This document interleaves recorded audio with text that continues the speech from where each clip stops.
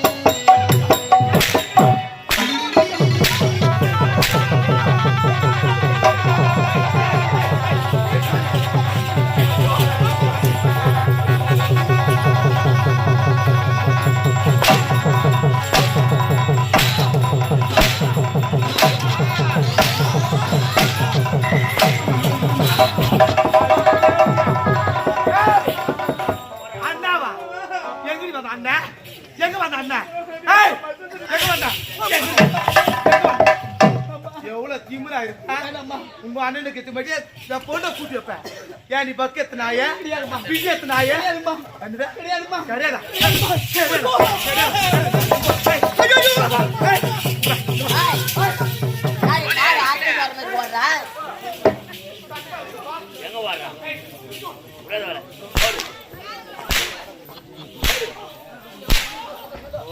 அம்மா ஒரு தகில் இருந்தா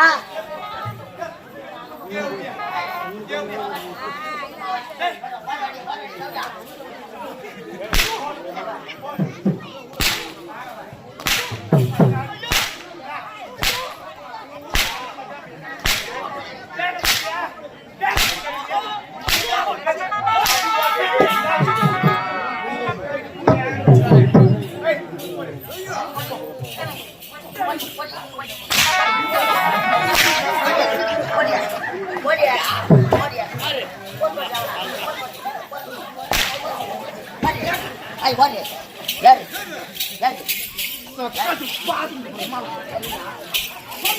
ஏய்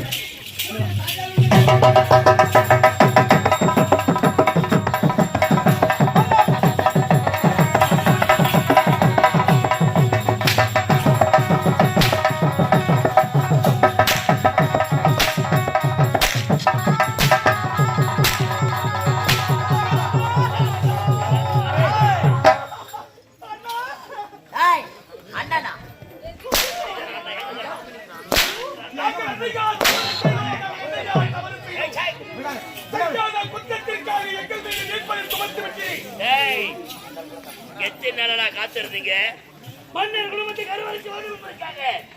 இவன் அரண்மனைக்குள்ள வராட்டுக்கே எனக்கு தெரியும்டா. எப்படியாக இருந்தாலும் முடிச்சு அவன் கொண்டு வைப்பாரு. அண்ணா மச்சான், எனக்கு தெரிஞ்சு போச்சு. எனக்கு தெரிஞ்சு போச்சு. போன வகையற்ற நாய்கள். ஆமா ஒருவேளை சாப்பாட்டுக்கு வழி இல்லாதவன் எங்க போய் உழைக்க போறான் இவன். உழைச்சு சாப்பிட முடியாததுனால நம்ம பெரிய இடத்து பெண்ணா பார்த்து திருமணம் செய்து கொண்டால் நம்ம தங்கச்சிக்கு அதிகபட்சமான சமரம் போட்டு கட்டி கொடுக்கலாம் அப்படின்ற நினைப்பு இவளுக்கு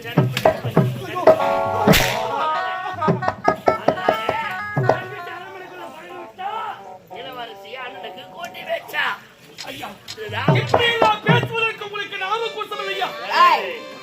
தவறு செய்தவன் நீ. நானாக இளவரசியை கணபிடித்திருந்தான். நானாக இளவரசியை கற்பையை கூறையாக நினைத்தவன் ஐயா. பாத்துக்கிறாங்க. உனக்கு திருமணம் செய்ய வேண்டிய ஆசை இருந்தால் உன்னை போன்ற அந்த ஏழை குடும்பத்தில் பெற்றகர குடும்பத்தில் பிறந்த பார்த்து திருமணம் செய்ய வேண்டும். நீ எங்கே மடுது என் மகள் எங்கே மலை ஒரு குப்பை தொட்டியில் இருக்கக்கூடிய ஒரு பையன் கடிகை கேவலம் ஒரு பெற்றகர பையன் நம்மளதான்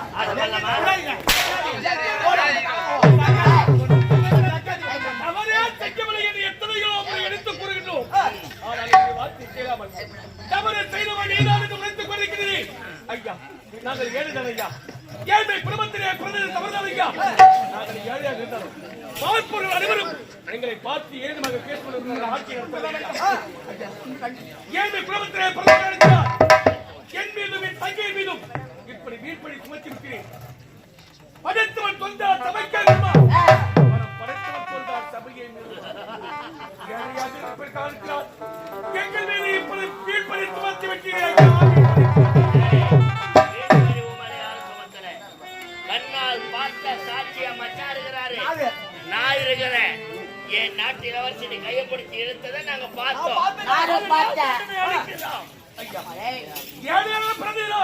எங்களுக்காக இங்க வாதாட யாருமே கிடையாது. சாட்சி இல்லா வழக்கும் சாதிடம் இல்லாத சங்கிலமும் சபைக்கு இருக்காது உரைப்பார்கள். சாட்சி இல்லாத காலத்தினால் எங்கள் மீது சந்தேகப்பட்டு என் மீது வீழ்படியை சுமத்தி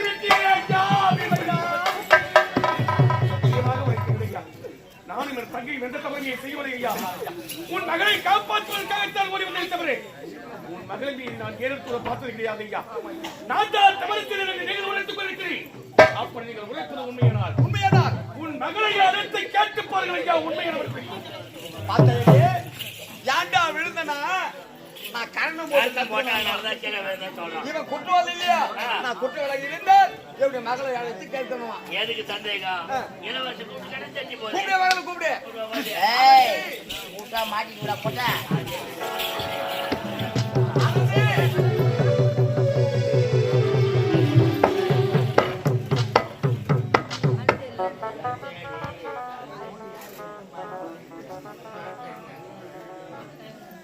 அழைத்தோடா மகள ஆனந்தி மலர் வளம் சென்று மலர்களை பறித்து மாலையாக சூடி உன்னுடைய அண்ணனுக்கு முதல் நாள போட வேண்டும் என்று மலர் வளம் சென்றாய். அந்த மலர் வளத்திலே உன்னை கைப்பிடித்து கற்பையை இழுத்தவன் இதன் இருக்கின்றானே இவன் என்ன நன்றாக பார்த்து சொல்லுவான். அப்பா அப்பா எனக்கு பார்வையே தெரியலப்பா.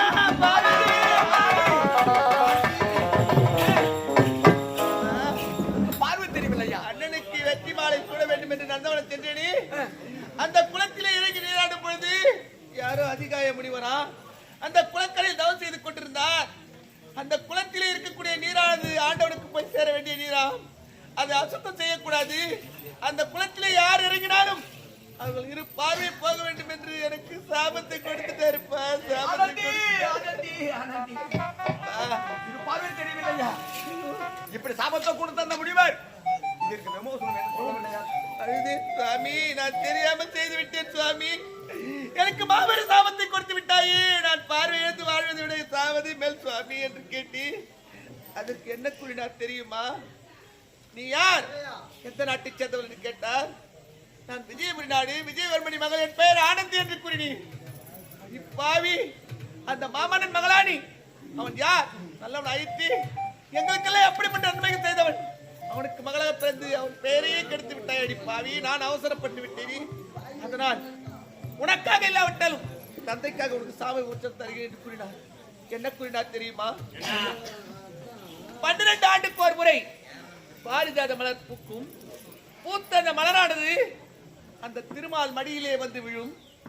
அந்த மலரை கொண்டு வந்து கசக்கி அந்த சாறை உன் இரு விழிகளில் விட்டால் பார்வை தெரியும் என்று கூறினார். ஆனால் அந்த மலரை எடுக்கக்கூடியவர் யாராக இருக்க வேண்டுமா தெரியுமா?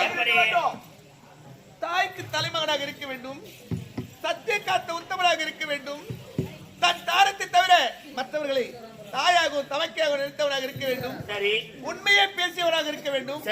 அப்படிப்பட்ட உத்தமன் சென்று கொண்டு வந்தால் தான் அதை எடுத்து வர முடியும் என்று கூறிவிட்டாரப்பா. அமைச்சரே, அப்படிப்பட்ட உத்தமன் நம்முடைய நாட்டில் யாரு இருக்காங்க? ஆண்டு முத்திரை கைவை கை பிடிச்சிட்டு போச்சு வருவாங்க. நான் கட்டிய மனைவி தவிர தாயாக தமக்கை நினைக்க முடியவன், சத்தியத்தை ஒட்டுமே பேசக்கூடியவன், நீதிக்கு தலை வணங்குவேன். நான் போற மச்சான் உனக்கு செத்து விட தடியா அந்த ஓரம் ஒன்ன கீழே அந்த பாதியை கொண்டு வருவதற்கு நானே புறப்படுகிறேன். யார் அதே புறப்படுகிறேன்? குட்டியா அப்பதான் சின்ன பையனாகிற உனக்கு வேண்டாத வேலை. இந்நாட்டு இளவரசிக்கு பார்வை வரணும். நான் போறேன். நான் போய் அந்த பாரிஜாத மலர் கொண்டு வரேன். நீ வாழ இருக்கிற மலர் இருக்கிற அப்புறம் உன்னை கொண்ட பாவம் இந்த நாட்டுக்கு.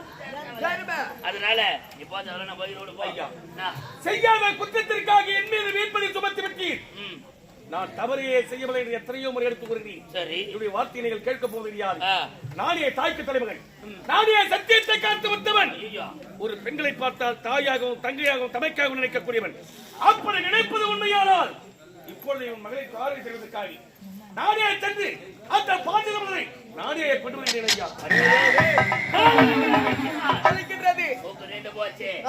இவன் ஆயுட்காலம் முடிய போது அவன் விதி அவனே தேடுகின்றான். விதி விளையாட தொடங்கி விட்டால் இடையில் நாம் என்ன செய்ய முடியும்? திரும்பு ஆகையால இவனே கூப்பிடுறான். அவன் போறேன்றான். வீதியா போற சரினே இருக்கின்றான். அழிய போற விளக்கு, கால சுத்தன பாம்பு அடிக்காது விடாது இல்ல. இவன் கால நேரம் கெட்டிக்கிச்சு. இவன் சாவ போறான். இவன் செத்தா நமக்கு தான் வந்து செத்தா சாவட்டுமே. என் மகனுக்கு கண் பார்வை வரணும். உன்னால முடிவாடா? ஐயா சத்தியமாக சொல்லி அந்த பாரிஜாத மலரை கண்டிப்பாக நானே கொண்டு வருவேன். ஐயா ஆனால் ஒன்று என்றால் ஆனால் ஒன்றுதான் 1000 அர்த்தங்கள் உண்டு. ஐயா சொல்லு. ஆனால் என்று உனக்கு என்ன தெரியுமா? நானும் பாரிஜாத மலரை கொண்டு வருவதற்காக புறப்படுகிறேன். எனக்காக இருந்தவள் ஒரே தங்கை, ஒப்பற்ற தங்கை. எனக்கென்று சொந்தமணி சொல்வதற்கு தங்கை மட்டும்தான், அவனுக்கென்று உறவனை சொல்வதற்கு நான் மட்டும்தான். ஆகினால் இதுவரை நான் என் தங்கை விட்டு எப்பொழுது நீ பிரிந்தது கிடையாது. இப்போது என் தங்கை விட்டு பிரிந்து பாரிஜாத மலரை கொண்டு வர கிளப்புகிறேன். அப்படி நான் சென்று பாரிஜாத மலரை கொண்டு வரும் வரை என் தங்கைக்கு யாரையா பாதுகாப்பு? என்ன துணி நாய் ஓதுறதுக்கு ஓடுற மாதிரி போற நான் இருக்கேன். பாதுகாப்பு எங்க வர போறேன். உன் தங்கச்சியை நான் பத்திரமா பாத்துக்குவேன். மறுபடியும் பிடிச்சி தலைகீழ வச்சிருவான். சரி, ஏதோ ஒன்று மகனுக்கு பார்வை வர வேண்டும். இப்போது நீ சென்று அந்த பார்வை கொண்டு வர வேண்டும். நீ கொண்டு வர வரை உன்னுடைய தங்கைக்கு பாதுகாப்பு நான் இருக்கின்றேன். ஆமா ஐயா, நாட்டிலே யார் மீது எனக்கு நம்பிக்கை கிடையாது. இந்த நாட்டையே கற்கக்கூடிய கொற்றவடிகள் உங்கள் மீது இருக்கக்கூடிய நம்பிக்கையினால் தங்கை அரண்மனையை விட்டு செல்கிறேன். ஐயா நான் சென்று